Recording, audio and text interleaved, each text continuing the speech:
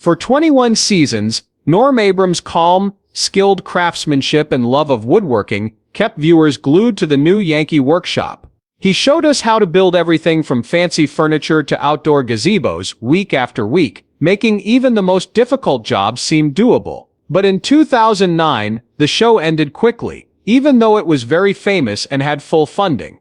Norm had built more than 235 things. Still, he chose to quit when his career was at its peak. What could have made him decide to shut down his famous workshop for good? There are deep roots in the town of Milford, Massachusetts, for Norm Abram. He was born on October 3, 1949, in Woonsocket, Rhode Island. Norm has always been a kid who liked working on things more than playing outside. He had a father who was a builder and thought that every nail had its place. And that level of skill was something to be proud of. It wasn't a surprise then that Norm's first job was installing wooden floors for a client when he was 9 years old, instead of in a classroom. Aside from when Norm was in high school, he worked with his dad every summer. That's how Norm learned how to use the tools, read the wood's grain, and make something beautiful out of nothing. He didn't think that becoming a carpenter would be his career though, like many kids from small places. When it was time for Norm Abram to go to college, he went to the University of Massachusetts Amherst to study motor engineering instead of woodworking.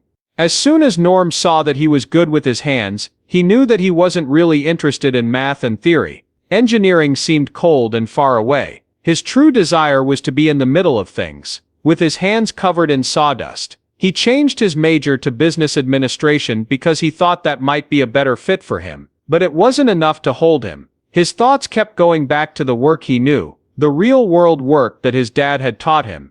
Because of this, Norm quit college just short of getting his degree and went back to the workshop, where he belonged. Before Norm quit school, he worked for 3 years for a big building company in New England. But he wasn't just a worker, he had something unique. He wasn't there for long before he was given the job of site supervisor. It was a big and important job, but it wasn't enough. To make his own way, Norm started Integrated Structures Inc. in 1976, which is now his own general contracting business. Building a general store on the beautiful island of Nantucket was his first big job by himself. An idea for a project that would start the next part of his life in ways he didn't know yet. It looked like Norm's job that day was to build a small barn in the backyard of a guy named Russell Marash.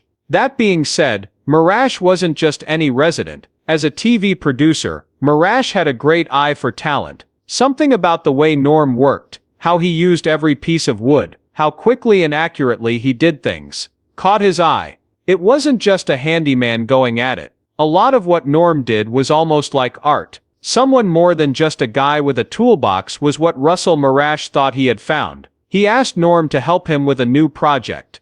A TV show called This Old House. The idea was simple. Film an old run-down Victorian house in Dorchester and bring it back to life. The show was about more than just remodeling, though. It was also about teaching, and Norm fit right in because he was quiet, calm and knew a lot. Norm was only the carpenter at first. Soon though, he was on camera showing people how to put up a beam or measure twice, cut once, and they loved him. He wasn't flashy. It wasn't loud for him to be on TV. He was just Norm. He was good at what he did, and could teach you something without making it feel like a lesson. As word spread about This Old House, so did Norm's fame. Not only were people watching for the house, but also for Norm. The things that set him apart were his steady hand, his clear answers, and his respect for the craft. Russell Marash didn't have to wait long to see another chance. Why not make Norm's own show? This is how the new Yankee Workshop came to be. It was 1988, and Russell Marash was sure they had something great. No longer were people just watching to learn about houses. They had their eyes on Norm. His methodical approach, deep knowledge, and cool, straightforward way of talking made woodworking seem easy and even therapeutic.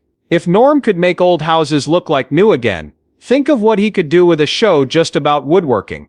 However, they needed a place to meet before they could begin. It just so happened, Mirage was already in the best place. Do you remember the barn that Norm built in Russell's yard in 1979? That was going to be the famous workshop. There was only one simple building at first, but they added on to it, changed it, and made it fit Norm's style. It really turned into a heaven for woodworkers. A 36 by 26-foot shop, with all the tools, gadgets, and stuff a carpenter could want. It was 1989 before the first show of the new Yankee Workshop aired. It was a simple idea. Norm would show people how to make a new project every week, step by step. It was sometimes a classic, beautiful piece of furniture. At other times, it was more useful, like a tool for a workshop. It was always useful and beautiful though. Norm used both old-fashioned hand tools and the newest power tools, showing that the right mix of old and new could make stunning work. It wasn't just simple do-it-yourself hacks either. Norm's projects ranged from easy ones for beginners to difficult copies of old furniture. It had something for everyone, from people who had worked with wood before to people who had never picked up a knife before. It was never scary though. Norm's steady, calm presence helped you get through it all. Every part of that store was carefully set up. People in their own homes might have thought it was in Norm's garden.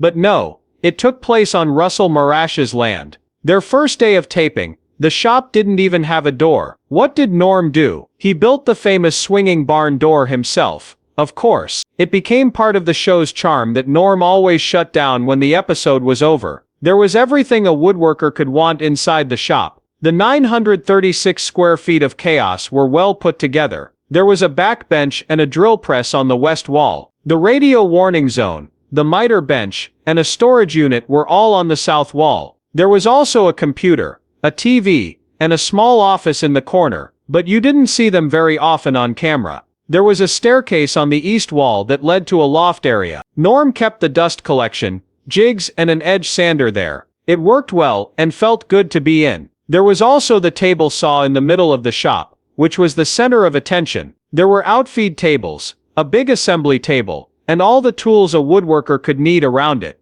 The finishing room was in the northeast corner. This is where Norm gave his work a smooth coat of paint or varnish to make them come to life. Everything was put away. Norm liked it when everything had a reason for being there. Norman worked on projects inside and outside as well. Over the course of the 21 seasons, the new Yankee Workshop learned how to build things outside as well. Norm built sheds, gardens, gazebos, and even a small sailboat. Building things like walls, flagpoles, and mailboxes was his job. Norm could make anything out of wood, and he did it live on TV. It wasn't just the jobs, either. Norm took his viewers on short field trips to historical places, museums, and shops to get ideas for his builds. He would look at an old chair or cabinet and enjoy how well it was made. Then he would go back to his shop and make something similar, but with a modern twist. Norm didn't just want to show off his skills on the show. It had to do with teaching. He talked about every step, from picking out the wood to putting on the last coat of finish. He did more than just show you how to build something. You felt sure that you could do it on your own, because of him. That was Norm's magic. He made the hard things seem easy. You could tell there was a flow to the work if you paid close enough attention. Measure, cut, smooth, fit, and do it again. Norm had built more than 235 projects on camera by the end of the new Yankee Workshop. Even though they were all different, they were all made with the same care and skill. There was also a lot of praise for the show. It was up for a number of daytime Emmys, including Best Service Show and Single Camera Editing. A lot of people in the US and other places found something special about Norm Abram and his small workplace. At the end of each show, the door to that famous shop slid shut. You knew that the man who made it all look so easy would teach you something new the following week. But everything good has to end. Oh no, Woody GBH Boston said on October 16, 2009, that there would be no more shows of the new Yankee Workshop. Norm Abram had made the choice to leave the show. He talked about the choice in his usual quiet way, saying, "We've had a great run, built challenging projects. I met some great woodworkers and got support from millions of fans. The show wasn't unable to continue." Norm said that they had all the money they needed. The investors were still on board, and the watchers were still devoted. They could have kept the show going for years longer, but Norm was happy with what he had done. He wasn't ready for another building season after 21 years of non-stop work. Spend more time with your family, more time away from the cameras. The love for the new Yankee Workshop didn't go away even after the show stopped running. There were episodes that could be streamed on This Old House Insider and on newyankee.com for a number of years. Woodworkers could still get project plans and look back at their favorite builds. It was like a digital collection of Norm's best work. The same is true in the internet world. Nothing lasts forever. The viewing options went away on September 5, 2022. Marashesik, WGBH, Liner Inc. And this Old House Ventures license deal ran out. All of a sudden, fans couldn't watch their favorite shows. It looked like Norm's shop was no longer open. After that, on January 13, 2023, a small miracle happened on YouTube of all places. Russell Morash, the person who saw Norm's promise all those years ago, shared a video about something important. The new Yankee Workshop came back, but this time it was on YouTube. He gave a short tour of the famous shop, and said that the shows would now be available to a great many more people. It would be easy for anyone to watch Norm Abram's woodworking videos on YouTube whenever they wanted. Fans old and new were given a gift when the news came out. At the end of his film, Marash left a simple message of happiness. It's all there for you to enjoy. I really hope you do. Norm Abrams had an impact on a lot of places, not just the new Yankee Workshop and this old house. He wasn't just making homes and furniture. He was leaving behind a heritage of care and skill. Being on the board of trustees at Massachusetts's Old Sturbridge Village was one of the things he was most proud of. Norm had a strong connection to that place because it kept history alive. He believed in passing on tradition, whether it was by fixing up old homes or making sure that the next group of woodworkers knew how important the past was. So it made sense that in 2001, Norm was asked to give the graduating speech at the North Bennett Street School, which is known for focusing on teaching craftsmanship. Norm's message was clear, as he stood in front of the new grads. It's not just a skill to be skilled, it's a way of life. The speeches were not the end of Norm. Through programs like Generation Next, which try to get younger people into the trades, he himself inspired the next generation of workers. Norm knew that the business world needed new people. He learned the trade by working with his father when he was young, so he knew how important it was to teach young people today to love it too. He felt called to work with wood, not just as a job. If he could teach even a few kids how to use a hammer, he'd think that was time well spent. But Norm had a fun side as well. Even though he worked hard at his job, he even made it into film and TV. In an episode of the strange animation show Freakazoid, called Normadius, the bad guy Loeb kidnaps Norm to make a special wooden weapon. Norm voiced himself in that episode. It was kind of funny to see this calm, polite man put in such a crazy situation, but it worked. Even if it was just for fun, Norm could always make things work. I wasn't the only one who did it. Norm showed up in a lot of unexpected places. He showed up on Where in the World is Carmen Sandiego, and Between the Lions. There were even Foot Locker ads with Norm in them called House of Hoops. Norm's casual style and plaid shirt went with him everywhere. Speaking of the shirt, it became more than just a fashion choice. It was a brand name. People linked it to him as a sign of how straightforward and trustworthy Norm was. His way of giving talks was just as famous as the things he built. To Norm, working with wood seemed like the most peaceful thing in the world. He was always quiet and polite. He could take even the hardest tasks and break them down into steps that were easy to handle. The way he spoke made people think they could do it too. Norm didn't just care about the how though. He was also very strict about safety. At the start of each show there was a warning to wear safety glasses and be careful with every cut and move. Norm told his viewers over and over again how important it is to focus. There should be no interruptions, shortcuts, or running when you're tired. He thought about safety just as much as he worked with wood. Norm became known for more than just his craft skills because of all of this.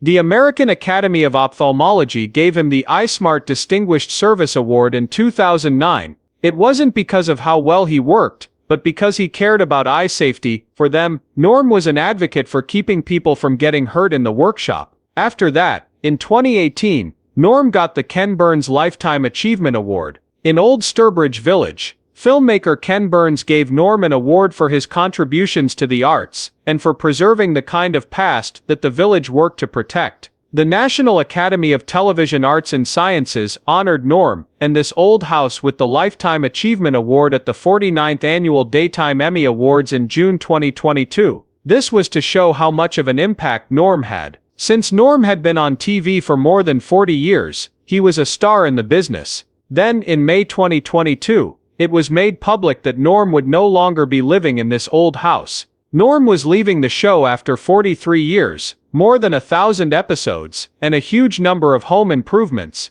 When he left, an age came to an end, but it was clear that his work would live on. As a way to say goodbye, PBS showed a special tribute called The House That Norm Built. It was a party to honor his work, one that not only talked about his contributions to the home improvement genre, but also showed off the friendships he made along the way. Friends, co-workers, and even famous people came together to celebrate the man who had inspired so many. Even though Norm Abram stopped appearing on TV, his influence on woodworking and home building would live on. With every project, safety tip, and patient explanation, Norm left his mark, not only on the homes he fixed up, but also on the minds of those who worked with him afterward.